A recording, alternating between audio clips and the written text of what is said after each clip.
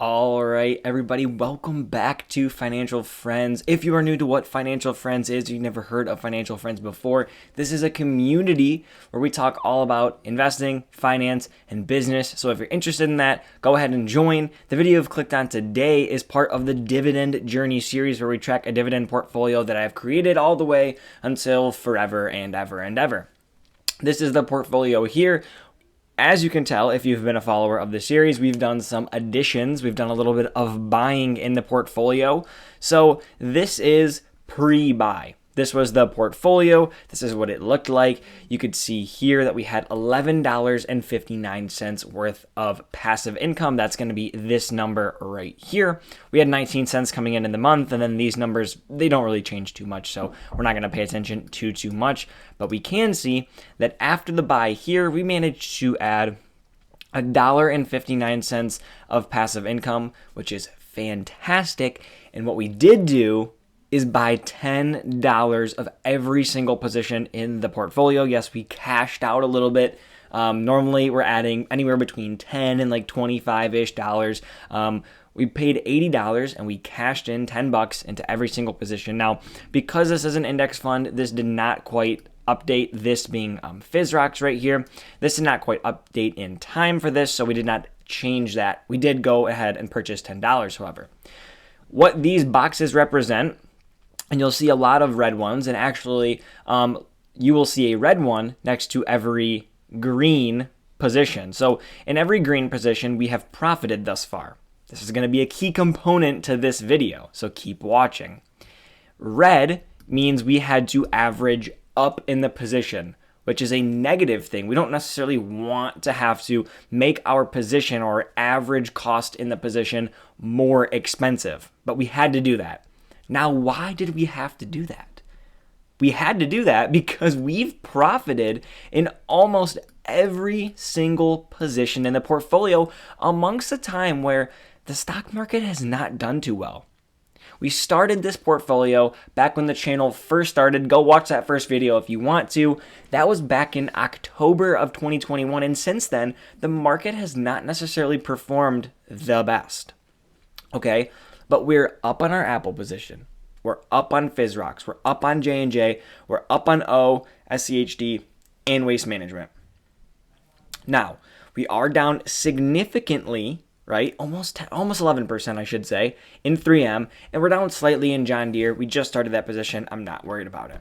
However, we were able to average down in these positions, something that's good. And these are providing us with pretty solid annual income, especially 3M. Look at that, $2.75. So why are we making money? Why are we profiting in a time that is not necessarily prone to those profits, right? The market hasn't performed that well.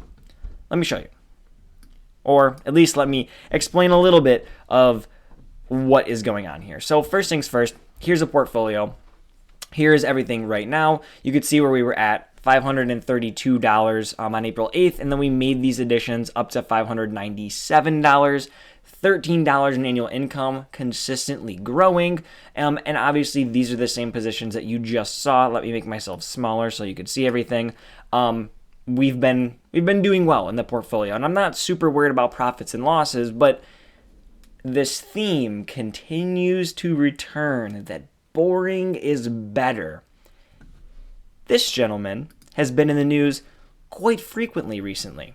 Seems as if he likes to be in the news. Elon Musk, former almost board member of Twitter, decided to not join Twitter's board over the weekend. Now, if you're not familiar with this saga, go ahead and either follow me on Public. I've been updating there. On TikTok, I've been updating there. Or check out the video linked up wherever, up above in the top right. That's going to be This Week in Finance, where I cover this story up until this point today, which is Elon deciding, or I should say yesterday, Elon deciding that he doesn't want to join the board of Twitter. Elon Musk announced that he was going to be joining the board of Twitter on a Monday of last week. After this announcement, shares skyrocketed. I think they were up like 26% or something crazy, right? Everyone is wanting to get in on this. piling into the stock. Let's take a look at Twitter while we're here. That would make a lot of sense. So let's go ahead and view, let's go ahead and view the last month. So here the last month, stock trades pretty much flat. Then we get this announcement, right? Stock, boom, skyrockets up. Massive gain, right? Then what happens? Well, he announces he's going to join the board of Twitter. He's going to make some real change in the company. So stocks trade up a little bit more. Over the next couple of days, not much, until he decides to announce the fact that he's no longer going to be here. And then stocks have kind of fell off a little bit. Well, what was the actual reason that people funneled into this? Was it to make money? Was it because Elon joined the board? Whatever it was, if you were not a buyer in this period back here, then you purchased the stock because of the fear of missing out, or FOMO for short, right? That's the acronym.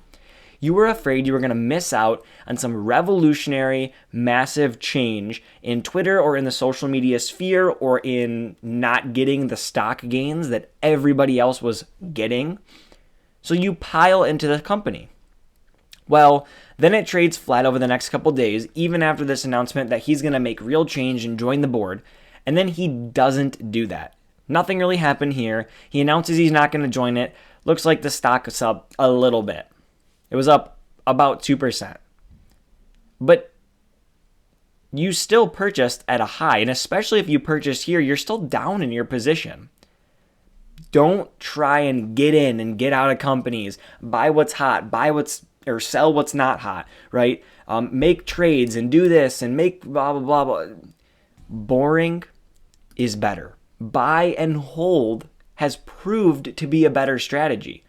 Now, this company, this stock, this story in specific is just one of many, and it happens all of the time. People see a company, some good or bad news comes out about that company, they either sell that position or they buy more of that position, and oftentimes the outcome, the price action that they are necessarily looking for doesn't happen. In this case, it just so happened to be a real life event. If you piled into the stock here, and the fundamental reason that you piled into the stock was because Mr. Elon Musk was going to be a part of the company, he is not. Now, he's still the largest shareholder, and he still does have say, and he will still share his opinion, and that will still probably make change, but he will not be on the board making that real change. So that fundamental reason was there and gone in a week. So don't be afraid to miss out on gains. Build a strategy, build a real actionable plan that you can consistently build on time in and time out. Index funds, dividends.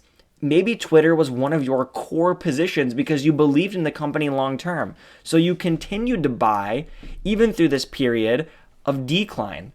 And you built a position here in the depths. And then this news just so happened to come out. And even still, because you were a buyer at $33 a share and $32 a share, and even down here, 32 again, now you're holding at $46. Now, it didn't matter that the company was up at 53 or 54. It mattered that you're still an owner at 47 because you were a buyer at 34.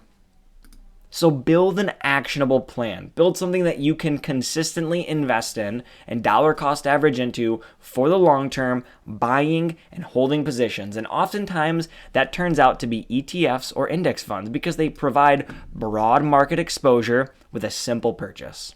But they could also be a diversified portfolio of companies that are going to pay you back dividends because they are real and they make profits, and they will pay you back a piece of those profits.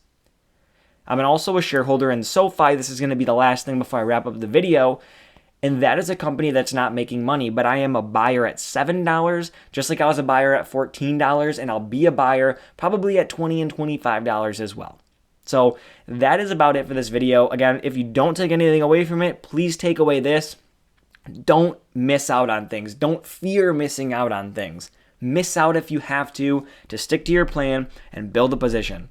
Dividends and blue chips, calm and collected, ETFs, buy, hold, and compound. Don't get sucked in to the fear of missing out.